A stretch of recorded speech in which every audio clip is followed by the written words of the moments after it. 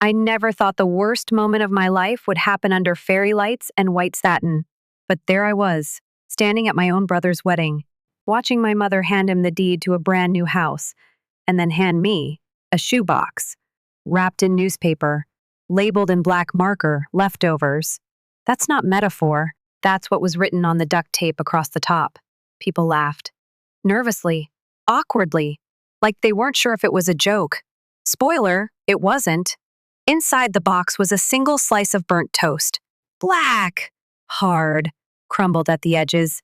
No note, no context, no punchline, just a silent message, loud enough to swallow the entire tent. The sound of champagne glasses clinking had barely faded. I was still standing there, pretending to smile, pretending I didn't feel like a forgotten afterthought at my own family celebration. My mom beamed at Caleb, her golden child, as if she hadn't just humiliated me in front of 100 people. And the worst part? I thanked her, whispered it like a prayer. Thank you. To who? Her? Myself? God? I don't know. All I know is that when Daniel, my husband, slipped his hand into mine and said, "I'll meet you outside in 5, I nodded, frozen, mute, still clinging to that box like it held my identity. Let me rewind a little. 3 weeks before the wedding, I was sitting on my knees in my mom's living room, burning my fingers with hot glue and tying ribbons to welcome gift bags. She stood above me like a general in pearls. Barking orders. Alternate the ribbon colors. Don't wrinkle the tissue paper. We want this to look elegant, not like it came out of a kindergarten class. Meanwhile, Caleb was on the couch, feet up, beer in hand, scrolling his phone. Hadn't lifted a finger, didn't need to. He never had to. I used to think if I worked hard enough, I'd earn it. Her love, her pride. Straight A's, clean rooms, perfect behavior. But no matter what I did, Caleb always got more. He crashed a car? She bought him another. I got into community college on my own? She didn't even come to the orientation. At the wedding, nothing had changed. I arrived early. She didn't even say hello, just pointed at a clipboard and said, "We're behind on florals. Take care of it." So I did. I fixed centerpieces, restitched a torn veil, ran across town for votive candles, triple-checked every place card. No one noticed. They never do. But I noticed something else that day. I noticed the way my chest tightened watching Caleb and Sophia walk down the aisle. I was happy for them, genuinely. But under that happiness, there was this quiet ache. A question I'd never said out loud. Why am I never enough for her? Daniel asked me once. It was after Thanksgiving. She had praised Caleb's store-bought pie like it was a Michelin-starred dessert, then handed me a recycled candle with the price sticker still on it. In the car, Daniel said, "Why do you let her treat you like that?" I said, "She doesn't mean to. She just loves Caleb more. Always has." He didn't argue. He just held my hand. The night of the wedding, after the gift, I walked out alone. Shoebox clutched in my arms, charcoal toast crumbling inside. I stood under a tree where the ground was damp and the air smelled like roses and champagne and things I no longer wanted to be part of. Then I heard footsteps. Daniel. He didn't say anything, just handed me a silver key. "This is for you," he said. "Come with me." I didn't know it yet, but that was the moment the shift began. Something cracked inside me, not just from the toast, or the shoebox, or the look on my mother's face when she turned away from me again like I wasn't standing there at all. Something bigger, like the beginning of an unraveling, or maybe the start of rebuilding. We didn't say much in the car. Daniel drove with both hands on the wheel, his jaw tight. The shoebox sat in my lap, that ridiculous piece of toast still inside, stale, black, cracked right down the middle, like it knew it didn't belong anywhere either. I stared at it, thinking maybe if I looked long enough, I'd find something else underneath. A letter, a reason, a mistake. But there was nothing, just the smell of burnt bread and cardboard. I glanced at Daniel. His cheek muscle twitched. He wasn't just mad at my mother. He was mad at me. Or maybe mad that I kept letting her do this to me.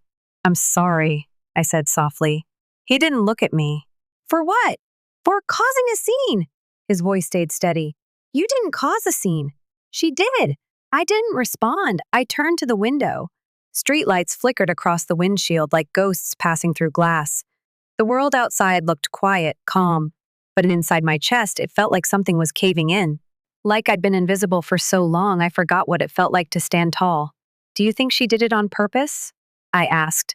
Daniel exhaled through his nose. Leona? She didn't just forget you. She chose to humiliate you. I blinked. But why? Because people like her need to feel powerful, and making you feel small is how she does that. I didn't want to believe him, but I did. Because deep down I already knew. The house gift? That wasn't generosity. That was a statement. Caleb is who she invests in. Caleb is who she believes in. And me? I'm the reminder of everything she resents. The path she didn't want. The daughter she didn't brag about at book club. The one who didn't marry rich, didn't give her grandkids right away, didn't fit the picture she painted for herself. You know the worst part? I said quietly. What? I still wanted her to like me. Even today, I still hoped she'd pull me aside and say, I'm proud of you. Daniel reached over and found my hand. She doesn't get to decide your worth. I wanted to believe that. But years of being the responsible one, the one who doesn't need help, had carved something deep into me.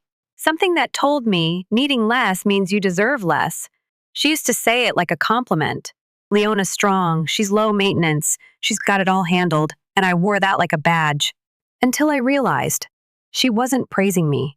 She was excusing herself for not showing up, for not caring in the ways that mattered, for not loving me like she loved him. We pulled off the main road. The street got quieter. Houses appeared. Small ones, charming. Warm porch lights glowing behind curtains. Daniel slowed the car, then parked in front of a pale blue house with white shutters and a red front door. He got out, came around to my side, opened my door. Come on, he said. It's time. I stepped out, still holding the shoebox. The night air smelled like jasmine and fresh paint. Daniel walked ahead, then stopped, pulled something from his pocket. The key.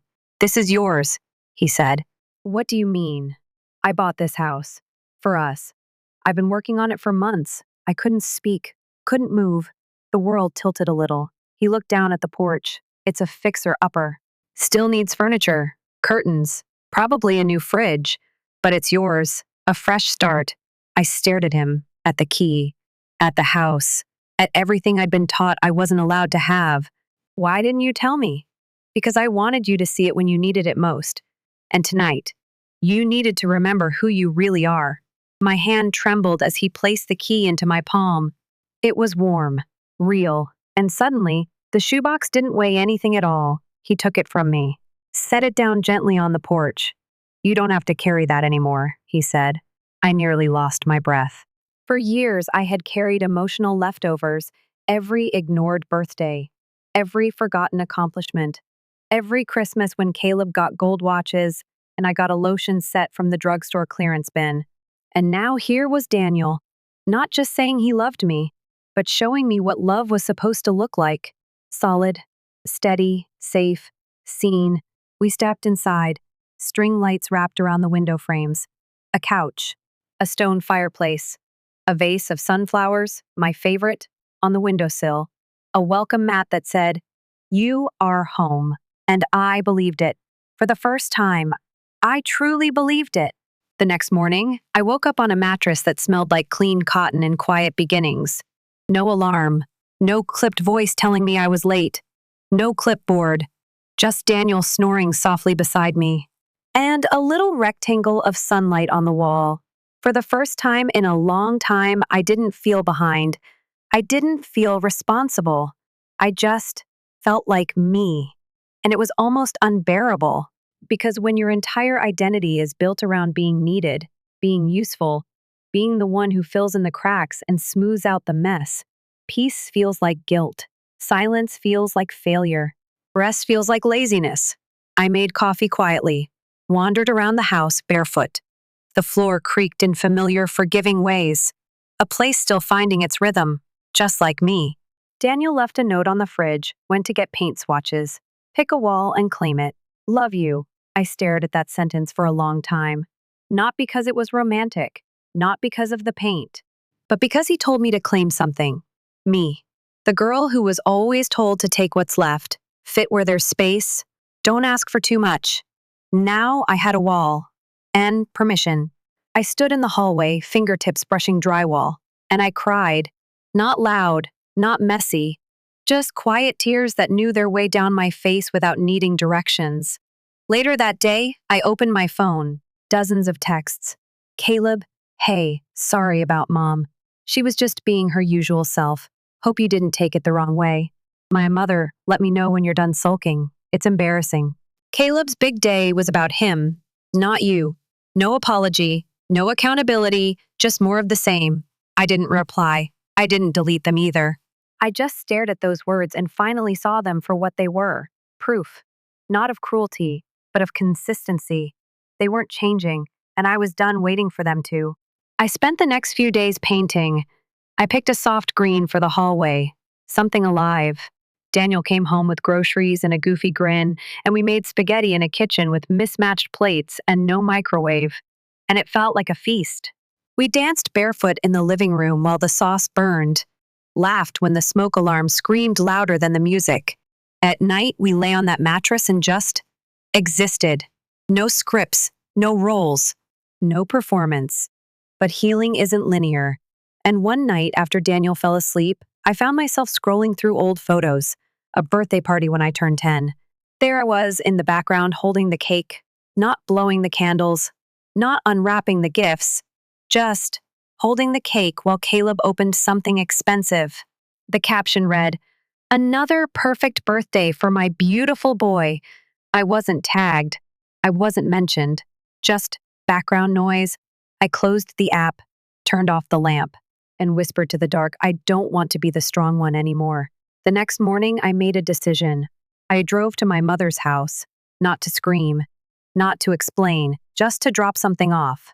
She opened the door in a silk robe, coffee in hand. "You finally decided to stop being dramatic?" she asked. I didn't answer. I handed her the shoebox. She blinked. "What's this?" "You gave it to me," I said. "I'm giving it back." She opened it, stared at the black toast. Her nose curled. "This isn't funny. It wasn't meant to be," I said. "And neither am I." She looked at me, really looked. Maybe for the first time in years. And I saw it. That flicker. That realization that I wasn't the girl with the glue gun anymore. I was someone who left without needing a final word. I walked away, got in the car, hands shaking, heart loud. But something inside me was quiet now, settled, whole. That night, I didn't cry. I made tea, put my phone on silent, and watched paint dry on a wall that was now mine. A week passed. Then two. And just like that, the wedding faded from memory for everyone except me. For them, it was pictures in a gallery. For me, it was a bruise that hadn't changed color yet. I didn't talk about it much, didn't bring it up with Daniel, didn't mention it when Caleb texted me a baby announcement with 4 heart emojis and a picture of a onesie that said, "Best uncle ever." Cute. He always had good timing.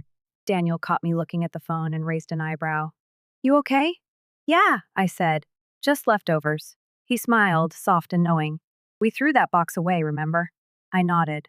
But truth was, some boxes live in your chest, even when you bury the cardboard. That week, I started therapy, not because something broke, but because I was finally ready to stop taping it together. I told my therapist things I'd never said out loud, about birthdays with no cake, about being the helper, the peacemaker, the invisible sibling, about that one time in high school when I got a scholarship and my mom said, "Maybe save this for Caleb. He needs it more." I remember smiling, saying okay, and giving it up.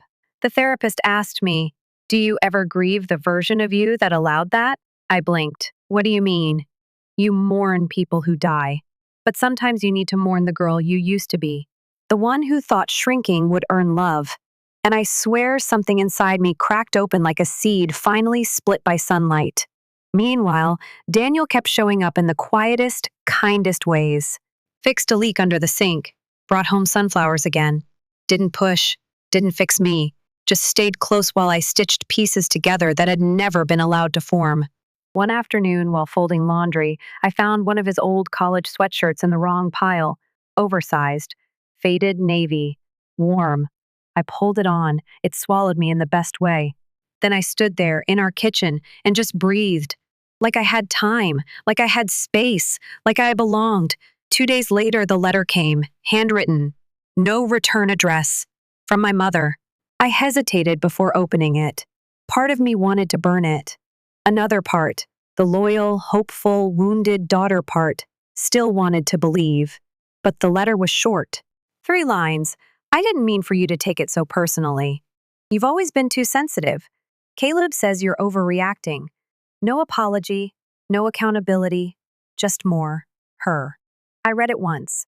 Then I walked outside, lit a match, and watched the paper curl in silence. Not in anger, not in triumph, just peace. Not every fire has to be loud, some endings whisper. That night, I cooked dinner. Real dinner. Pasta and garlic bread and a salad that wasn't from a bag. Daniel came home with paint on his jeans and a grin on his face. We ate in the living room, legs crossed on the floor. Music playing low. No toasts, no speeches, no one watching. Just us. After dinner, we sat on the porch and watched the sky turn lavender. He said, "You've been quieter lately." I nodded. "I'm still learning the sound of not going back." He leaned his shoulder into mine. "I like this version of you." I didn't say anything. Just leaned back and let it be true. 3 months passed. No new letters, no calls. Caleb posted pictures of his baby shower on Facebook. My name wasn't tagged. There was no invite. I didn't cry. I didn't rage. I just closed the app and washed the dishes. The silence used to feel like punishment. Now it felt like permission. One morning, I opened the closet and saw the dress I wore to the wedding. Still dry cleaned. Still zipped in plastic. Still holding the scent of roses and burnt toast and shame. I didn't hesitate. I grabbed it. Walked it out to the curb. Dropped it in the donation bin down the block. Let someone else give it a better memory. Let it become someone else's new beginning. I spent that week rearranging the house. Moved the couch. Framed a photo Daniel took of me laughing mid-bite into a messy sandwich. Painted the office a deep sage green. He came home, blinked, smiled. "You changed everything," he said. "No," I replied. "I just finally made it mine." Later that night, I opened a journal. The one I kept hidden for years. Filled with poems I never read out loud, letters I never sent, lists I never showed anyone. At the bottom of the last page, I wrote, "I'm not the strong one, I'm the whole one, and that's enough." A week later, Daniel suggested a weekend trip. Just us. No itinerary, no pressure. We ended up at a lakeside cabin. No service, just stars, pine trees, and the sound of water touching the shore like a secret. One night, wrapped in a blanket, Daniel asked me something. "Do you think you'll ever talk to her again?" I took a long breath. Let the fire pop and crackle. "Maybe," I said, "but not to be chosen. Only to be heard." He nodded, like he understood. Because he did. The last morning, I stood on the dock, barefoot, steam rising from a chipped mug, hair messy, heart steady, and I finally said it out loud. I forgive her. Not because she asked, not because she earned it, but because I needed the weight gone. The story closed. The chapter finished. We drove back with the windows down, sun on my face, music low. The road stretched ahead like something that didn't owe me anything and didn't take anything away. And that was the first time in my life I didn't feel like an afterthought. I felt like a beginning. I never sent my mother a response, never told her what that shoebox did to me, what it symbolized, what it shattered. Because the truth is, it didn't destroy me, it revealed what I no longer had to carry. And that, in the end, was the gift. Not what she gave, but what I finally gave myself, a room where I wasn't just allowed to be, I belonged. The lesson, why this story mattered. Not everyone gets a house. Not everyone gets an apology. Some of us just get a shoebox, a burnt piece of toast, a final humiliation wrapped in silence. But what you do with that silence, that's the real story. Leftovers isn't about revenge. It's not even about forgiveness. It's about waking up to the truth that your worth was never in the way they treated you. It was never in the gifts, the attention, the family photos where you stood behind the cake instead of blowing out the candles. Your worth was in how you survived it all and still found the courage to start again. The real healing? It didn't come from hearing, "I'm sorry." It came from saying, "I'm done waiting for it." So if you've ever been the one who got less, if you've ever been told you're too sensitive, if you've spent your whole life being the strong one, only to be left out of the story, this is your reminder. You're allowed to rewrite it. Not for them, for you. Sometimes peace doesn't look like justice. Sometimes it looks like a quiet room, a green wall you chose yourself, and a soft voice in your chest that says, I'm not leftover. I'm what's left when everything else falls away. And I am enough.